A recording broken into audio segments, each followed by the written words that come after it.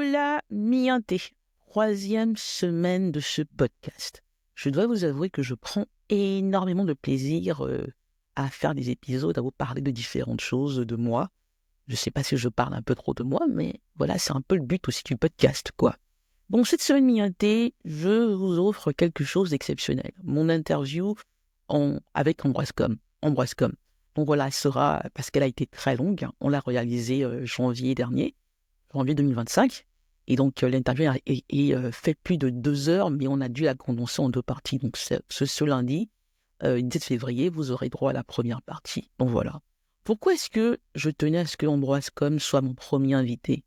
Parce que lorsqu'on vient d'un pays comme le Cameroun euh, et qu'on devient fan de littérature, il y a beaucoup de questions qui se posent. La question de la langue, la question du pourquoi, la question de à quoi tout cela sert, la question de l'identité.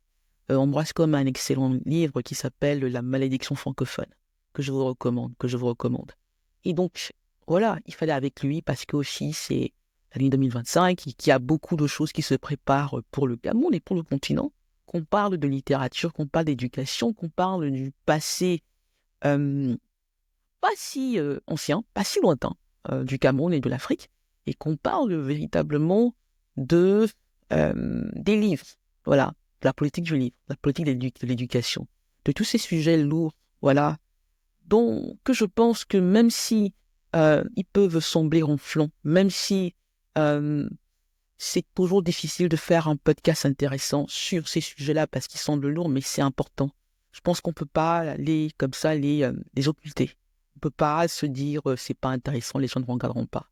Combien de je fais le pari que, en dépit des répétitions qui peuvent être nombreuses voilà, dans cette interview, que vous me pardonnerez du fait que j'ai parlé un peu trop. Voilà, qu'on a été peut-être trop, je sais pas, qu'on n'a pas été suffisamment terre à terre, que vous regarderez ces deux parties, voilà, aujourd'hui et vendredi, et voilà, que vous comprendrez qui est vraiment Ambroise Com, pourquoi il faut lire ses livres, dont le dernier est La plaidoirie dans le désert, Plaidoirie dans le désert, que je vous recommande également. Et oui, que vous écouterez ce qu'il dit sur Mongo Betty, avec lequel voilà, il a écrit un excellent livre qui s'appelle Mongo Betty parle, qui est le dernier voilà, que Mongo Betty réalise, fait avec lui avant sa mort, enfin, avant son décès, il y a plus de 20 ans aujourd'hui. Et donc, véritablement, je vous demande bien de regarder cette interview pour Ambroise Com, de regarder la deuxième partie de l'interview, et je ferai, parce qu'il y a voilà, il y a beaucoup de parties comme ça qu'on n'a pas pu mettre dans les deux parties, mais qu'on mettra tout de même sur ma page YouTube où je vous demande de vous abonner, de continuer à être aussi nombreux, à regarder les épisodes, à les partager. Et oui, c'est voilà, diffuser l'information, voilà, share the word, voilà. Nianté, vendredi, on en discutera de toutes les manières. Et voilà, lundi, je vous reparle. Je serai de nouveau au centre de ces épisodes de ce podcast que je trouve malgré tout passionnant. Voilà, Ambroise Com, écoutez-le. Et puis, tellement de choses à nous dire. À bientôt. Bonjour, professeur Com. Voilà. Bonjour, Nadia. Merci de m'avoir fait l'honneur d'échanger avec moi. Nous sommes en janvier 2025 et je tenais à ce que vous soyez mon premier invité. Que je pense qu'il y a tellement de choses dont nous devons discuter pour au moins, en dépit de nous inscrire sur les listes électorales comme j'entends partout, apporter notre contribution à ce départ essentiel que je pense non seulement les Camerounais, mais les amoureux de littérature et de culture doivent avoir. C'est pour ça que je tenais à discuter avec vous, à échanger avec vous. Donc, merci de prendre le temps, professeur, de discuter avec moi. Et c'est moi qui dois vous remercier de m'inviter dans votre studio pour échanger un peu sur les affaires du Cameroun, sur les affaires africaines et sur l'actualité de notre pays. Je crois qu'il y a beaucoup de choses à dire et que le plus souvent, depuis l'avènement des réseaux sociaux, les gens interviennent pour dire tout et n'importe quoi. Alors, il faudrait que nous apprenions à parler des choses quand même d'une certaine gravité qui nous concerne personnellement en Afrique. Je suis d'accord avec vous, je suis d'accord avec vous. Bon, ma première question, ce serait, professeur, en 2025, vous avez une expérience, je pense, presque unique. Vous êtes né avant les indépendances, vous avez enseigné aux États-Unis. Hum, Qu'est-ce que vous pensez du moment dans lequel nous nous trouvons? Je pense que vous devez regarder cela avec un autre regard que le nôtre. Qu'est-ce que vous pensez du moment? Nous sommes en 2025. Nous parlons encore d'émergence, peut-être encore après quand même les années 90 qui ont été particulièrement sanglantes. On parle encore de démocratie. Qu'est-ce que vous pensez du moment? Je crois que le moment que nous vivons est un moment extrêmement grave. Parce que si, comme vous le dites, je suis né avant les indépendances, je ne cache pas mon année de naissance, je suis né en 1946, donc quelque temps avant les indépendances. À notre époque, c'était la coloniale. Et les choses n'étaient pas gaies.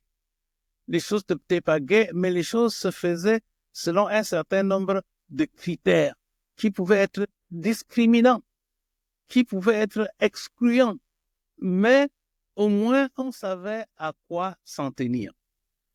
Or, il se trouve, je vais un peu vite là, il se trouve qu'aujourd'hui, des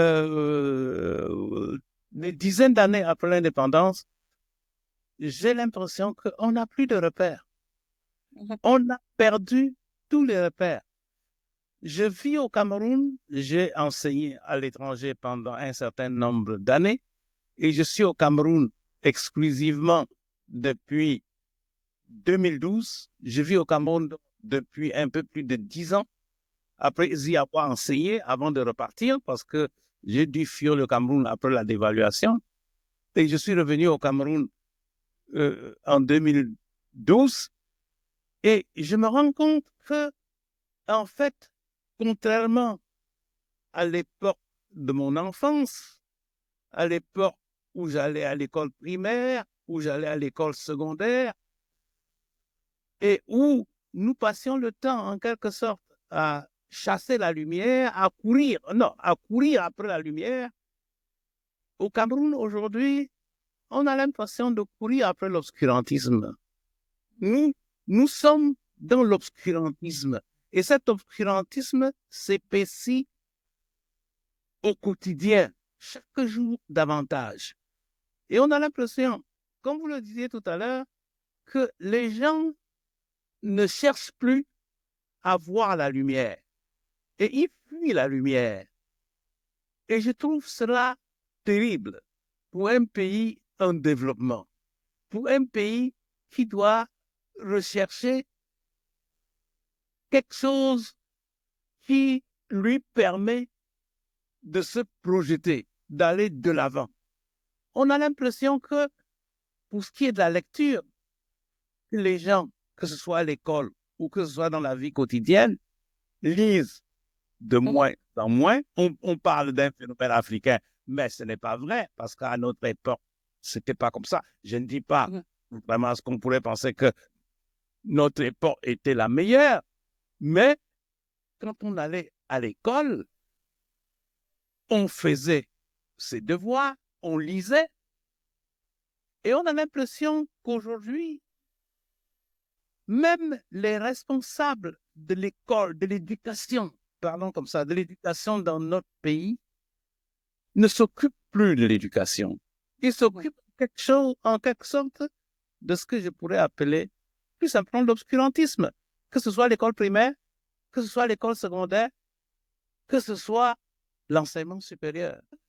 On ne voit pas ce que l'enfant, à la fin de l'école primaire, ou à la fin du secondaire, ou à la fin du supérieur, selon les spécialités, doit à tout prix posséder comme bagage. Parce que quand nous autres, nous finissions, que ce soit le baccalauréat, que ce soit la licence, quand on allait à l'étranger, on pouvait se comparer tout à fait valablement à nos camarades de classe, que ce soit en France, que ce soit aux États-Unis, et au niveau des connaissances, on ne se croyait pas inférieur par rapport. Et même quand moi j'ai enseigné au Cameroun, au début des années 80, on avait l'impression que les choses marchaient encore. Alors aujourd'hui, c'est l'obscurantisme. Et quand vous entendez les gens dans les journaux, à la radio, à la télévision, les débats qui ont cours sont des débats de la rue. Ce ne sont pas des débats d'un niveau intellectuel qui vous attire, qui vous permet de penser que voilà à peu près vers quoi on devrait aller. Non, ce sont des débats de caniveau, comme on peut dire. C'est l'impression que cela me donne. C'est des débats de caniveau. Et alors, et les gens s'accrochent autour de cela. Et comment pouvons-nous, de cette manière-là, sortir de l'ornière, sortir notre pays, sortir notre continent de l'ornière, des difficultés? Comment pouvons-nous aller de l'avant, inventer, poursuivre ce qu'on pourrait appeler la recherche de l'excellence? Comment pouvons-nous faire cela? Parce qu'on a l'impression que ceux qui sont bons, ceux qui sont brillants, sont absolument à exclure, doivent être méprisés, parce que l'excellence ne semble plus à l'ordre du jour aujourd'hui. Je dirais au risque de faire allusion à la coloniale, qu'à la coloniale, c'était pas l'excellence à tout prix, mais au moins, on savait que quand vous méritiez quelque chose, vous n'essayez pas d'aller chercher le dernier de la classe pour le mettre devant. Or, aujourd'hui, j'ai l'impression que, qu'importe que vous soyez dernier ou premier, si le dernier a de quoi arriver devant le premier, c'est lui qui passe pas. Voilà. Et ça, c'est extrêmement triste. Mais à quel moment, vous dites que vous êtes revenu au Cameroun en 2012, à quel moment est-ce que vous vous êtes dit, les choses ont changé? Mon pays n'est plus le même. Parce que pour appuyer ce que vous dites, c'est que moi, je suis partie du Cameroun en 93. Et en parlant du Cameroun, j'étais 14 ans quand je pars du Cameroun. J'étais pas à l'école, j'étais à l'école publique camerounaise. J'étais même pas j'étais même pas au lycée du Clerc ou à la retraite ou au collège Vogue, tu sais, qui étaient considérés comme des lycées publics d'excellence. J'étais au lycée de Biémassi. Quand je vais aux États-Unis, j'ai le niveau, parce que je viens d'une école privée américaine, mais ils sont agréablement surpris par le niveau que j'avais. Et là, je me rends compte que les professeurs que j'avais, il y en avait des excellents. C'est les années 90.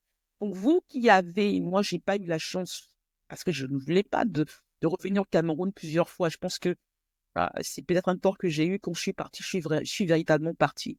Vous qui êtes revenu, qui avez fait ce choix-là de revenir de temps à autre, d'avoir des projets camerounais, d'avoir, voilà, vous n'avez pas perdu, vous n'avez pas coupé vos racines.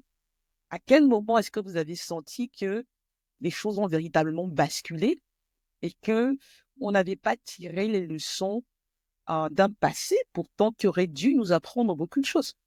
Oui. Là, je crois que je peux vous répondre très clairement. Parce que je suis parti du Cameroun en 1971, je suis resté 10 ans à l'étranger, je suis revenu en 1984, j'ai enseigné à l'université de Yaoundé de 1984 à 1987. Je peux vous dire, je peux situer à peu près correctement à quel moment le système bascule. C'est la dévaluation du franc CFA de 1994. OK? C'est à partir de ce moment-là qu'on a l'impression que le Cameroun perd tous ses repères. Je vous le dis parce que en 1994, j'avais encore certains de mes enfants, au moins j'avais encore des enfants à l'école secondaire au Cameroun. Et à partir de 94, au moment où on diminue de 50% les salaires des professeurs, les salaires de tous les enseignants, vous savez, on a diminué tous les salaires de 50%, sauf le salaire des soldats. C'est ironique. C'est ironique. À partir de ce moment-là, il y a des enseignants qui ne pouvaient même plus se permettre de payer le taxi pour venir à l'école. Ils ne pouvaient même pas se payer le taxi pour venir à l'école. Et alors, ils demandaient aux enfants de cotiser pour leur payer les taxis. Or, les enfants ne venaient pas en classe, même s'ils avaient un peu d'argent de poche, ils ne venaient pas en classe pour cotiser, pour que les maîtres viennent à l'école. Et c'est à partir de ce moment-là que l'absentéisme s'est institué, autant au niveau des enseignants qu'à celui des élèves.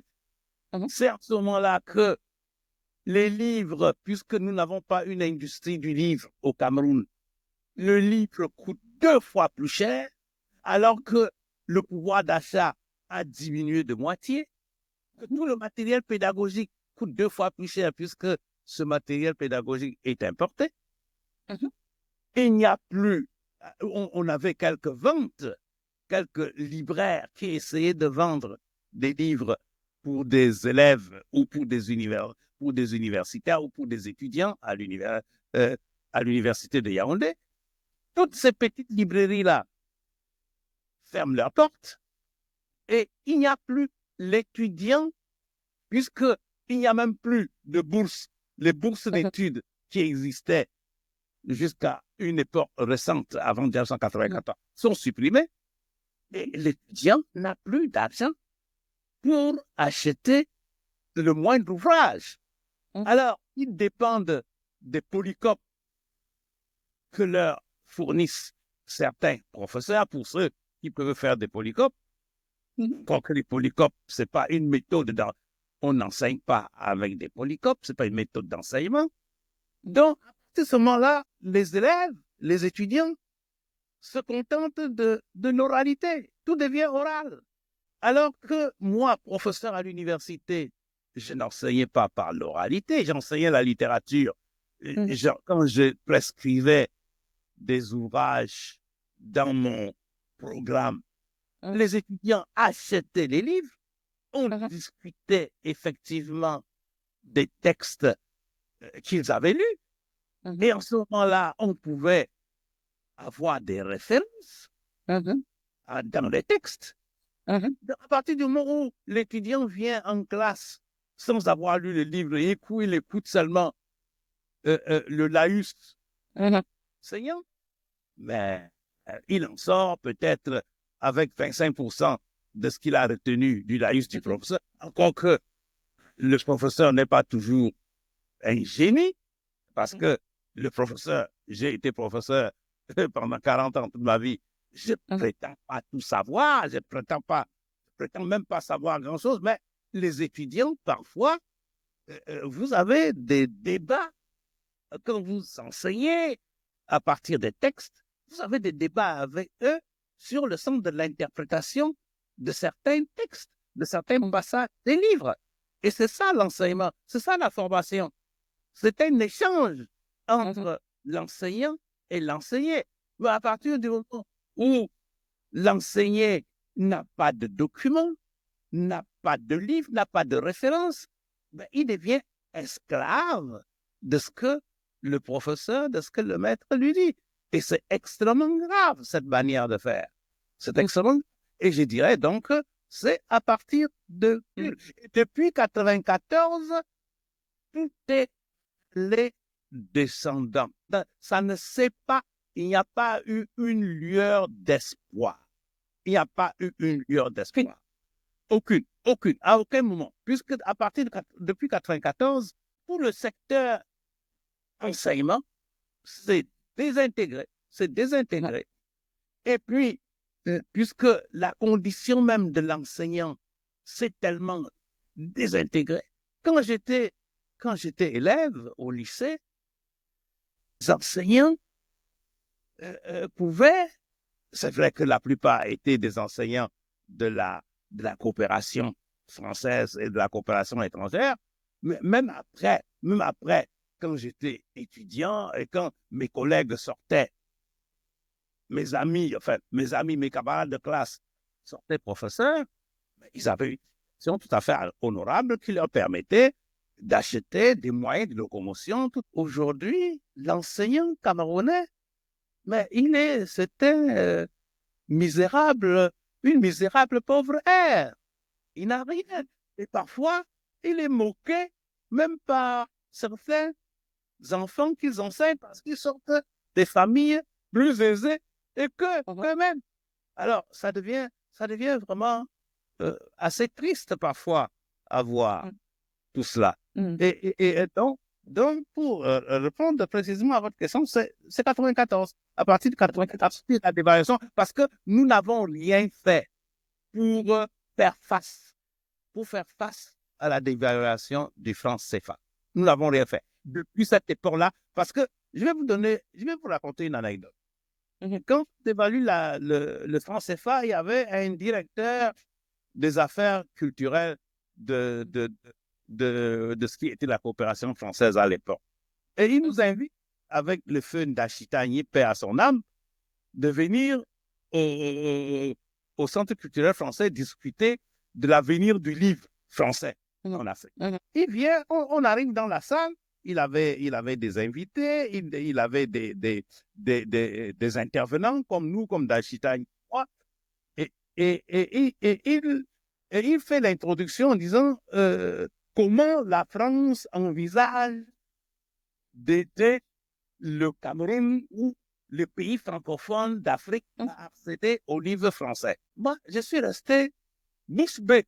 À un moment donné, j'ai levé mon petit doigt et je lui ai dit, mais monsieur, comment pouvez-vous venir ici nous dire que nous dire comment la France envisage de nous aider à nous procurer les livres français alors que nous avons perdu 50% de notre pouvoir d'achat. Je croyais que nous venions ici aujourd'hui pour que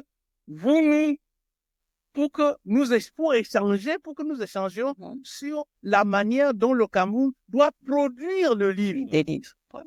Doit produire le livre, pas importer le livre français, puisque nous ne pouvons pas importer, puisque la main-d'œuvre en France coûte plus cher, le matériel coûte plus cher, le transport coûte cher. Mais ce que nous devrions faire, c'est trouver moyen de produire le livre chez nous, avec nos moyens, ou même avec des moyens importés, mais au moins faire une bonne partie, ne serait-ce que 50% des phases de production en local. J'aimerais vous attendre parce que ça me permet justement de parler de l'importance du livre dans une société comme la société camerounaise. Il me semble aussi que cette anecdote que vous racontez montre justement que on a perdu le livre, on n'a plus véritablement une valeur intrinsèque. Moi, je sais pas, je pense que je regarde un peu de loin, de très très loin, voilà, même de très très loin. Le Cameroun d'aujourd'hui, l'Afrique d'aujourd'hui, moi, je vais dire le Cameroun, j'ai pas envie de généraliser, on va rester sur le Cameroun pour ne pas, voilà, l'Afrique est différente, vous et moi, nous le savons. Mais j'essaie de regarder qu'est-ce qui montre que les pouvoirs publics accordent une importance au livre. Voilà, le livre, voilà, ensemble, je disais, vous savez, ou même juste la chose culturelle, le livre, quelle importance ça a. Je pense que avant, quand le livre on regardait le livre, vous savez, je me souviens même, si mon souvenir d'enfant, il peut être inexact, donc je romance peut-être les choses, c'est possible. Mais on savait qu'un livre était important. Voilà. On savait que pour le faire, pour le produire, on admirait ceux qui les écrivaient. On ne disait jamais, mais quelle importance on est là, mais c'est pas, on ne pouvait pas parler d'un livre avec légèreté. On savait que c'était un instrument de savoir et que c'était pas, voilà, c'était quelque chose de difficile à faire, qui avait un travail fou derrière ça. Voilà. Et que pour le faire, c'était compliqué. Et je me dis qu'aujourd'hui, non seulement depuis 94, ou même avant, même, et surtout depuis, tout ce qu'on monte du Cameroun, je ne vois le livre. Je ne sais pas s'il y a des choses qui montrent que le pouvoir public, que les ministres qui sortent des livres, vous savez, sont des instruments de campagne. C'est pas véritablement, on ne les lira pas. Ils montrent ça comme ça, mais c'est devenu juste, voilà, c'est comme voilà, c'est comme une paire de chaussures de chez Louis Vuitton. Ce n'est plus véritablement un instrument du savoir. Bon, ma question, c'est, est-ce que vous diriez le livre, parce que non seulement on ne lit pas, mais est-ce que le livre a encore de l'importance? Je sais que, voilà, il y a la librairie des peuples noirs à laquelle vous êtes attaché. Est-ce que ce genre de petites structures créées par Mongo Betty est-ce qu'elles ont un avenir dans une société où les gens, d'abord le livre coûtera cher, parce que s'il est pour Joe Cameron, s'il vient d'ailleurs, il coûtera encore beaucoup plus cher. Est-ce que les gens qui ont un livre savent le travail qu'il faut derrière ça, et savent surtout ce qu'un livre a un peu leur apporter? Moi, voilà, pour avoir votre dernier ouvrage, Plaidoirie dans le désert, ça a été très compliqué. Et je suis sûre que très peu de gens l'ont véritablement lu, et que s'ils savent, ils vont préférer écouter votre podcast en disant il a déjà dit ce qu'il avait à dire, je n'ai pas vraiment besoin de lire le truc, je vais passer à ses conférences. Mais la valeur du livre, est-ce que ça en a encore?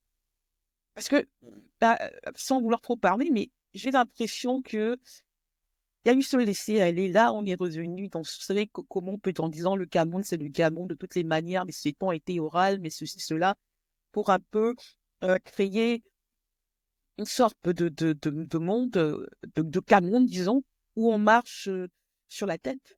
La question que vous posez là sur le livre est une question majeure, est une question fondamentale que déjà posait Mongo Betty quand il a créé la librairie des peuples noirs, parce qu'il disait, mais on ne peut pas, il disait, et ce qui est vrai, on ne peut pas se développer si on n'a pas la connaissance. Or, la connaissance, c'est dans les livres. On ne peut pas se cultiver si on ne lit pas. Donc, ça c'est un préambule, parce que ça, c'est la moindre des choses. Or, dans notre pays, au Cameroun, il n'y a pas défini une politique du livre. Ça n'existe pas. Il n'y a nulle part, j'ai essayé, il n'y a nulle part une politique définie. On a un ministère de la culture prétentant, on a un ministère de l'éducation de base, un ministère de l'éducation secondaire, un ministère de l'enseignement supérieur. Il n'y a pas une politique du livre. Parce que si vous voyez, si nous revenons un peu d'histoire, si nous revenons d'histoire, le livre, c'est l'imprimerie.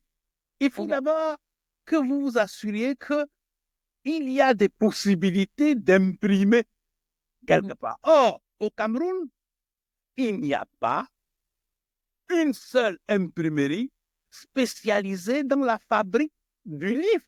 Ce sont des imprimeurs, comment est-ce qu'on appelle encore ça, des travaux de ville, qui deviennent imprimeurs de livres. Ce n'est pas leur spécialité. Les imprimeurs des travaux de ville, par exemple, carte d'invitation, catalogue de ci, de ça, ce n'est pas leur spécialité d'imprimer les livres. Parce que pour imprimer un livre, il faut il faut une relecture, il faut une mise en page, il faut du papier, des machines spécialisées, techniques de fabrication, il faut maintenant la mise en marché, il y a plusieurs étapes. Or, si vous vous souvenez, nous avons eu la Cellucam qui a été détruite. L'unique usine de fabrication de papier au Cameroun. Donc, dans un pays où vous ne pouvez rien imprimer si vous n'avez pas importé le papier.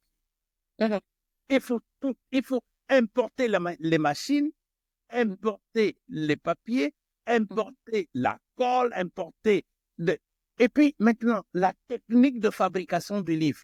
Qui la possède, la technique de fabrication de livres? Comment il possède la technique de fabrication? Personne ne possède cette technique. Au point que ce qui se passe aujourd'hui, contrairement à ce qui se passait hier, le gouvernement a institué une espèce de code pour accéder au manuel scolaire.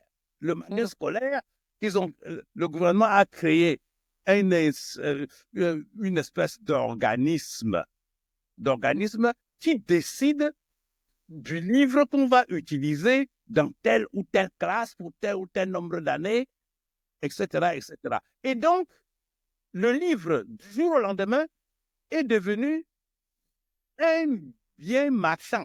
Tout ce qui compte dans le livre, c'est la marchandisation. Et vous avez dans ce secteur-là, puisque je suis aussi à la librairie des peuples noirs, vous l'avez rappelé tout à l'heure, vous avez des gens qui sont dans la marchandisation du livre scolaire, qui ne savent rien, ce sont des commerçants, ce sont des commerçants.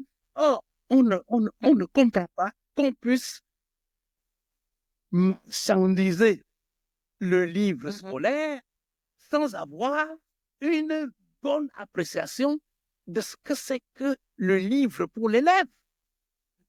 Ce n'est pas un commerçant qui va aller nous dire comment on fabrique le livre, quel livre on va mettre au programme. Mais non, ce sont des spécialistes, ce sont des pédagogues, ce sont des inspecteurs pédagogiques qui font ce travail. On me dira toujours, on fait valider les livres que les commerçants vendent par les inspecteurs pédagogiques. Mais non, c'est les inspecteurs pédagogiques qui doivent tout faire. C'est ça leur travail. Vous voyez, que ce soit pendant la Corée ou que ce soit dans les autres pays du monde, les livres sont produits par les livres sont produits par les experts de l'enseignement.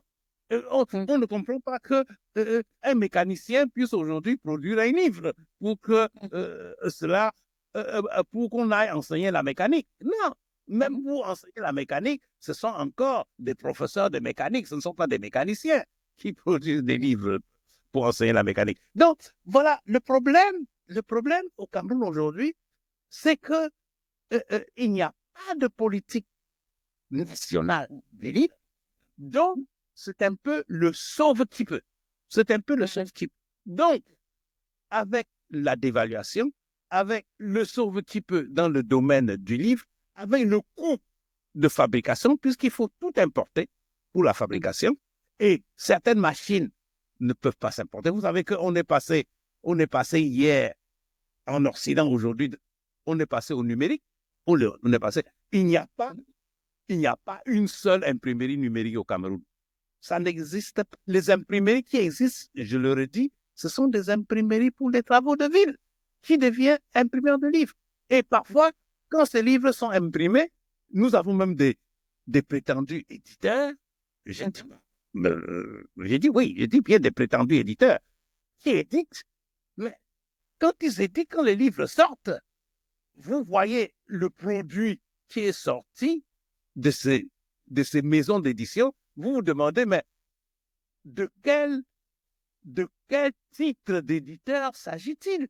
Puisque pour éditer un livre, il y a des préalables, il faut des relecteurs, il faut des graphistes, il faut maintenant la fabrication. Ce n'est pas toujours... Nous n'avons au Cameroun aucun corps de métier. Mais professeur, est-ce que ce n'était pas le cas? Voilà, vous êtes né avant les indépendances. À l'époque, on pourrait vous répondre que c'était déjà le cas. Il n'y avait pas de... Voilà. Mais qu'est-ce qui fait que une société, le Cameroun en 1946, quand vous venez au monde, voilà, on vous dirait, les gens n'avaient pas l'éducation que les gens ont maintenant, que les livres venaient probablement, sans doute, d'ailleurs, que l'éducation était, comment lorsqu'on est en pays bamileke, on choisit la littérature, alors que, en général, les bamileke, c'est plutôt le commerce pour lesquels ils sont célèbres. Qu'est-ce qui change? Qu'est-ce qui que une société qui est qui n'est pas libre, voilà, où il n'y a pas de politique, où tout est où on est véritablement, il y a une métropole vers qui tout est destiné. On n'est pas le système éducatif n'est pas, on vous apprend pas, c'est pas pour votre, on vous prépare pas à l'indépendance, on vous prépare pas à être indépendant, on vous prépare pas à vous être à l'autodétermination. Voilà. Qu'est-ce qui change? Qu'est-ce qui fait que voilà, que le Cameroun d'avant l'indépendance a quand même réussi à produire, je pense, de de grands hommes et de grandes femmes, de grandes personnes, et qu'aujourd'hui, qui ont, vous savez, mon intention, c'est de vous parler de Thomas Millet. Voilà. Qu'est-ce qui fait que ces gens-là, qui venaient probablement de sociétés où, voilà, on dirait en usant d'un terme péjoratif, un alphabet, ou avec d'autres traditions, mais quand même, en dépit de tout obstacle, parce que je pense qu'à votre époque, c'était beaucoup plus difficile. Maintenant, c'est difficile, sans doute, mais on est quand même, c'est moderne. Les gens, c'est les réseaux sociaux. C'est très compliqué. J'ai pas envie de faire des comparaisons n'est pas raison. Mais je dis, les sociétés camerounaises à l'époque avaient tout contre elles. Euh, je pense que personne ne rêvait sans doute qu'un jour, voilà. Mais qu'est-ce qui fait que vous êtes parvenus et qu'aujourd'hui, on semble, je dis bien ensemble, avoir régressé. Je dis, vous commencez, il n'y a pas vraiment de littérature camerounaise, mais il y en a eu. Voilà, les plus grands auteurs camerounais, il y a eu de très très grands auteurs, des auteurs que vous avez, sur lesquels vous avez écrit, voilà, qui viennent de cette époque-là, qui se sont, je n'aime pas ce terme-là, mais qui se sont faits presque tout seuls. Alors que je pense que déjà à l'époque, on devrait dire, mais à quoi ça sert à un indigène de penser, d'oser même prétendre qu'il peut rivaliser, voilà, écrire des livres, voilà. Mais qu'est-ce qui fait que, après avoir quand même réussi, non seulement à avoir l'indépendance avec une guerre d'indépendance, avec des guerres d'indépendance carbone qui ont été très, très, très brutales, particulièrement au pays Bassin, en pays Bamileke, qu'est-ce qui change? Voilà. Qu'est-ce qui change? Je me dis que même pour vous, pour aller à l'université, faire ce choix-là, décider de vous concentrer sur la littérature africaine et voilà, américaine, voilà, mais de ne pas faire la littérature française tout court. Voilà. Il y a ce moment d'espoir-là, je me dis, d'euphorie, on se dit encore que tout est possible. Et on se dit qu'on est en train de créer quelque chose un peu comme les Américains, les Africains américains après qu'ils aient été libérés. Mais qu'est-ce qui fait que ça, à un moment, ça plonge et où il n'y a plus une scène littéraire, en tout cas à l'intérieur. Je pense qu'elle existe encore à l'extérieur. Mais moi, je pense que le Cameroun, il est peut-être encore une fois prononcé. Mais quand on parlait de Mongo Betty, quand on parlait de Thomas Millet, quand on parlait même, voilà, des gens qui écrivaient des textes, je me souviens du texte de Célestin Monga, par exemple. Donc, il y avait encore ce truc-là, ce je ne sais quoi, qui faisait qu'on se disait, on est peut-être pauvre, on est un pays en voie de développement, mais on a le contrôle, on peut acquérir le savoir et faire avancer les choses. On ne pensait pas qu'il suffisait juste de produire et de faire du matériel, de l'argent. Donc, je me dis, mais à votre époque, avec les parents que vous avez eus, qui certainement n'étaient jamais sortis du Cameroun et peut-être même, voilà, peut-être très peu du pays. Il y avait à peine le certificat d'études primaires. Voilà, qu'est-ce qui fait que, en dépit de ça et d'une société qui était dominée, voilà. Oui, il y a plusieurs questions dans votre question. Il y en a énormément. Je crois que ça pourrait suffire à remplir plusieurs heures d'échange, rien que les questions que vous venez de poser. Premièrement, mais je ferais simple en disant que à l'époque, il faut dire qu'il y avait ce qu'on peut appeler la loi du nombre numéro 1, et ensuite la politique. La loi du nombre. D'abord, il n'y avait pas beaucoup d'enfants qui allaient à l'école. C'était parce que l'école n'était pas accessible à tout le monde. J'ai vécu dans un village, que ce soit Banjul, où j'ai commencé mes études à l'école principale, à l'école officielle de Banjul. Et puis, que ce soit Bâtier, il y avait une école par village. Donc, comme il n'y avait qu'une école par village, ce sont en général les enfants qui étaient autour de cette école qui avaient accès à l'école. Et comme ça pouvait être les enfants des clercs, c'est-à-dire les enfants des infirmiers, les enfants de tous ceux qui travaillaient pour l'État colonial, si vous voulez. Et leurs enfants qui accédaient à ces écoles-là. Vous voyez, le grand village Banjul que vous connaissez, il y avait l'école de Dja. Il n'y avait rien d'autre. C'est vrai qu'il y avait des écoles protestantes, des écoles catholiques. Ça, c'est autre chose. Mais l'accès n'était pas. Donc, l'école était limitée. Ça, c'est vrai. Et puis, il y avait une question de politique. La politique du livre, puisque nous parlions du livre, la politique du livre était la politique du livre pour les élèves était très spécifique, puisque dans beaucoup d'écoles, les livres étaient donnés par l'école, carrément donnés gratuitement par l'école, on vous distribue les livres, ou bien les quelques livres que vous deviez acheter étaient d'un prix à peu près abordable par quiconque pouvait aller à l'école. Quand vous lisiez Mamadou et Bineta sont devenus francs, ou bien Mon premier syllabaire, c'était des livres qui n'étaient pas hors de prix, qui n'étaient hors de prix de personnes qui pouvaient accéder à ces écoles-là. Et puis, c'était en quelque sorte, et c'était à peu près les mêmes livres tout le temps. C'est-à-dire que le même livre pouvait être utilisé par plusieurs générations d'enfants. Quand vous changiez de classe, celui qui venait après reprenait le même livre. Même aujourd'hui, dans certaines écoles camerounaises, les gens recherchent encore Mamadou et Bineta, sont devenus grands, Mamadou et Bineta, etc. C'est ça le problème. Il y avait cette politique qui faisait que ce n'était pas une denrée, l'école n'était pas une denrée si rare pour ceux qui pouvaient y accéder. Et il y avait peu de gens qui pouvaient accéder à l'école. Donc, quand vous alliez là-bas, vous étiez en fait si peu nombreux.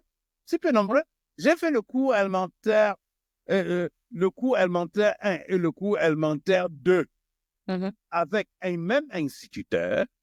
D'un côté, il y avait le cours élémentaire 1, de l'autre côté, le cours élémentaire 2, et au milieu, il y avait un instituteur qui enseignait aux deux classes. Vous voyez? Donc, ce n'était pas la bousculade d'aujourd'hui. On est loin de la bousculade d'aujourd'hui. Et le maître n'avait peut-être pas plus que le certificat d'études, mais il avait une conscience extraordinaire de son travail. Parce qu'il avait un salaire, un maigre salaire, certes, mais pour l'époque, ça lui suffisait, ça lui permettait de vivre. Donc voilà le contexte. Or, avec le temps, avec la création, vous avez vu l'explosion, j'allais dire, anarchique, politique, en quelque sorte, des écoles primaires, des écoles secondaires, dans tous les villages du Cameroun, dans tous les coins et recoins. Et si vous regardez ce qui se passe, par exemple, dans le Nord Cameroun, c'est sous les paillotes. Or, l'école coloniale, par exemple, je ne suis pas en train de vanter l'école coloniale. L'école coloniale ne pouvait pas se permettre d'ouvrir une classe s'il n'y avait pas un bâtiment dûment. Aujourd'hui, ça se fait. On ouvre des établissements. J'ai même vu ça ouvrir à Yaoundé. Quand on a ouvert SOA, il n'y avait presque pas de bâtiment.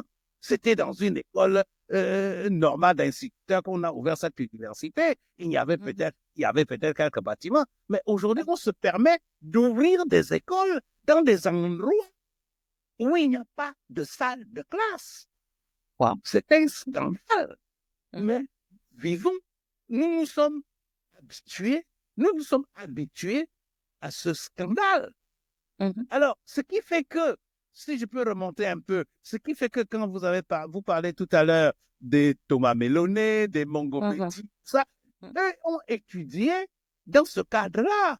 Thomas Mélonnet, un peu au séminaire catholique, Mongo Betty, lui aussi, il est passé par le séminaire avant de débarquer au lycée des Clercs. Qui était à l'époque le lycée des Clercs? N'oubliez pas, c'était le lycée des enfants des fonctionnaires de la coloniale, c'est-à-dire des Français. C'était pas un lycée pour des Africains.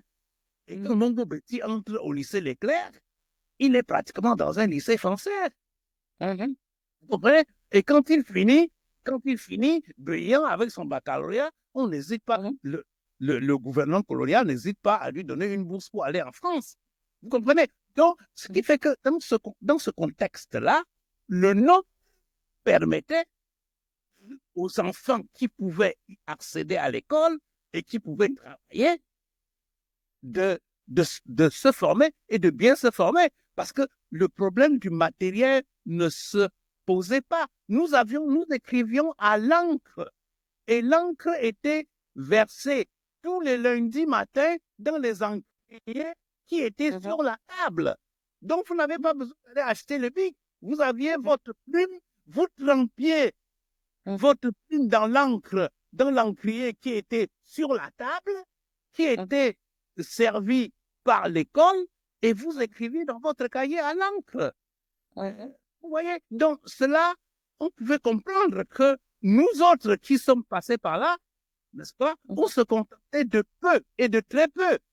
Vous voyez? On n'avait pas besoin, on allait à l'école à pied. On allait à l'école à pied, on allait à l'école nu-pied. Vous voyez? Mais on se considérait déjà comme privilégiés. Or, aujourd'hui, quand les enfants vont à l'école, mais ce n'est pas un privilège. C'est ce que tout le monde fait. Vous le faites aussi. Et puis bon, si par hasard, l'enseignant ou l'enseignante qui vous reçoit n'est pas assez sympa, enfin, vous en détournez, vous faites autre chose. Or, nous, à notre époque, c'était pas la même chose. Parce que l'enseignant était tellement sérieux et gras que les enfants devaient être aussi sérieux. Et ceux qui ne le faisaient pas, mais on les renvoyait immédiatement. Et ils rentraient chez eux. Et ils ne pouvaient plus aller dans aucune autre école. Et si vous remarquez, nombre de personnes de cette génération-là sont allées à l'école catholique, à l'école protestante, et très peu sont sortis des écoles publiques. Vous comprenez? Et les ouvrages, puisqu'on parlait de ça, les ouvrages se passaient de main en main. Quelle est la finalité de tel enseignement? Quelle est la finalité de tel livre? Qu'est-ce qu'on prépare? Qu'est-ce qu'on veut? Quand on fait lire tel roman, c'est pour mener quoi? Vous comprenez? C'est peut-être parce que l'auteur est allé négocier avec ceux qui font cela, qui mettent des livres au programme, pour qu'on mette son livre au programme, etc., etc. Parce que on ne sait pas toujours ce qu'on veut que l'enfant qui lit ce livre retienne. Quand il finit, quand il en sort, on ne sait même pas ce que le programme, d'une manière générale, ce qu'un breveté au Cameroun, celui qui a le brevet, ou celui qui a le baccalauréat philo, comme c'était un peu à notre époque, le baccalauréat A ou le baccalauréat B ou le baccalauréat, qu'est-ce qu'il doit savoir? Quelles sont les matières importantes qu'il doit maîtriser si jamais il s'arrêtait là pour entrer dans la vie active?